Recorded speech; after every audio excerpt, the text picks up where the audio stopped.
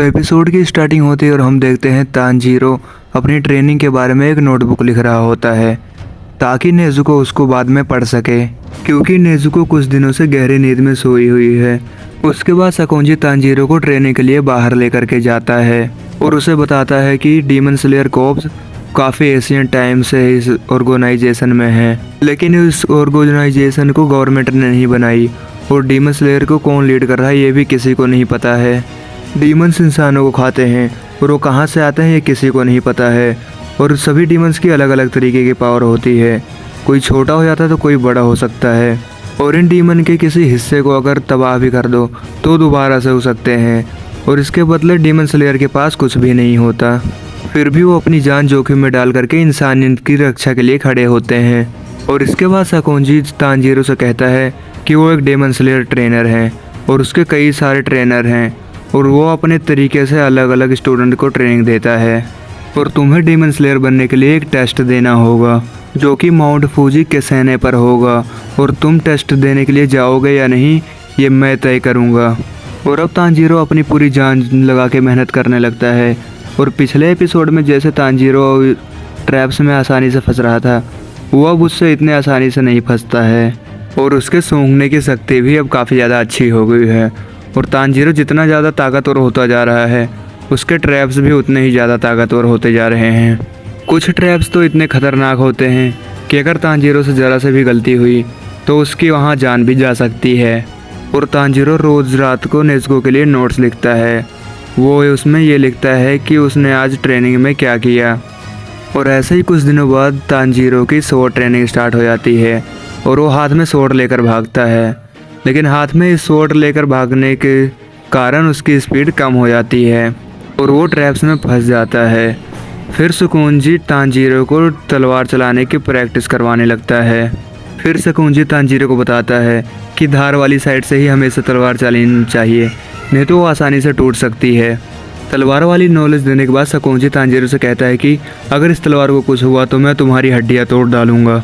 अगले दिन तांजीरो को टास्क मिलता है सुकुंजी पर हमला करने का, जबकि सुकुंजी के हाथ में कोई भी वेपन नहीं था। फिर भी तांजीरो उसे टच भी नहीं कर पा रहा था। और ट्रेनिंग ख़त्म करके तांजीरो जब घर पर आता है तो देखता है कि नेज़ुको अभी भी सो रही है, और ये देखकर तांजीरो थोड़ा सा निराश हो जाता है। अगले दिन सुकुंजी तांजीरो को टोटल कंसंट्रेशन ब्रीथिंग टेक्निक सिखाता है, और ये भी कि वो तांजीरो को टोटल 10 तरीके की वाटर ब्रीथिंग टेक्निक सिखाएगा। सुकुंजी तांजीरो को सांस लेने को बोलता है ताकि उसकी ब्रीथिंग उसके पूरे शरीर में फैल सके, और तभी सुकुंजी तांजीरो को एक जोर से थप्पड़ मार देता है क्योंकि वो ब्रीथिंग सही से नहीं कर रहा था। इसके बाद सुकुंजी तांजीरो को पानी से एक होने के लिए कहता है और पीछे से लात मार करके वो तांजीरो को पानी में गिरा देता है। और ऐसे ही 6 महीने बीत जाते हैं और नेज़ुको अभी भी गहरी नींद में सोई हुई थी। नेज़ुको का चेकअप के लिए एक डॉक्टर को बुलाते हैं, लेकिन डॉक्टर भी उसके बारे में कुछ नहीं बता पाता है। तांजीरो को इस बात की टेंशन थी कि ऐसा ना हो कि वो किसी एक दिन सुबह उठे और नेज़ुको उसको मरी हुई मिले। कुछ महीने और ट्रेनिंग करने के बाद हम देखते हैं कि तांजीरो ट्रैप से बचना और तलवार चलाना काफ़ी अच्छे से सीख गया है।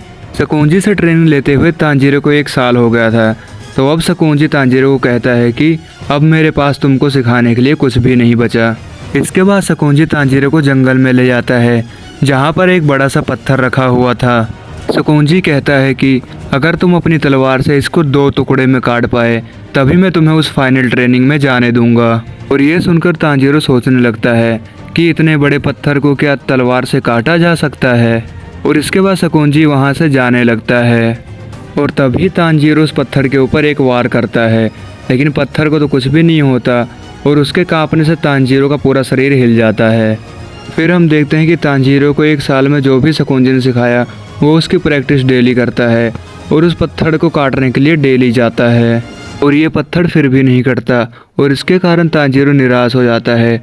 और ऐसे ही करके 6 महीने और बीत जाते हैं, और फिर तांजीरो उस पत्थर को काटने जाता है, लेकिन फिर भी उसको कुछ नहीं होता, और तांजीरो डीमोटिवेट हो जाता है और कहता है कि मैं अंदर से पूरी तरीके से टूट चुका हूँ। और फिर तांजीरो उस पत्थर के ऊपर अपना सर मारने लगता है, और तभी उसे किसी इंसान की आवाज़ सुनाई देती है, और वो देखता है कि वहाँ कोई शख्स बैठा था। और वो शख्स उससे कहता है कि रोने से कुछ भी नहीं होगा। और उस बंदे ने मुंह पर एक मास्क पहना हुआ था और वो आकर के पत्थर के ऊपर ही बैठ जाता है और उसको देख करके तांजीरो हैरान हो जाता है। और इस बंदे से तांजीरो को किसी भी तरह की स्मेल नहीं आ रही थी। फिर वो बंदा ऊपर से जंप करता है और तांजीरो को एक लात मारता है और वो तांजीरो को फिर चिढ़ाने लगता है, कहता है ऐसे ट्रेनिंग करने से मर्द नहीं बना जा सकता। तभी तांजीरो कहता है कि मैं तो बस ट्रेनिंग कर रहा हूँ और मेरे पास तो असली तलवार है और तुम्हारे पास लकड़ी की। और ये सुनकर वो बंदा हंसने लगता है और कहता है कि मेरी फ़िक्र करने के लिए शुक्रिया, लेकिन तुम्हें क्या लगता है तुम मुझे चोट पहुंचा सकते हो? और फिर वो बंदा तांजीरो से फाइट करने लगता है और कहता है कि ये पत्थर मैं पहले ही काट चुका हूँ। धीरे धीरे उस बंदे के हमले तेज होने लगते हैं और फिर वो बंदा तांजीरो के ऊपर एक ऐसा हमला करता है कि तांजीरो नीचे गिर जाता है। और फिर वो बंदा कहता है कि अभी तक तुमने बहुत कुछ देखा, लेकिन तुम किसी भी चीज़ में माहिर नहीं बने, और ख़ास करके ब्रीथिंग टेक्निक में भी, जो कि तुम्हें मास्टर सकूंजी ने सिखाई थी। तांजीरो हैरान हो जाता है कि ये बंदा सकूंजी को कैसे जानता है। और फिर वो बंदा कहता है कि तुमने 1 साल और 6 महीने ट्रेनिंग की है, लेकिन फिर भी तुम्हारे शरीर को नहीं पता कि उसे क्या करना चाहिए।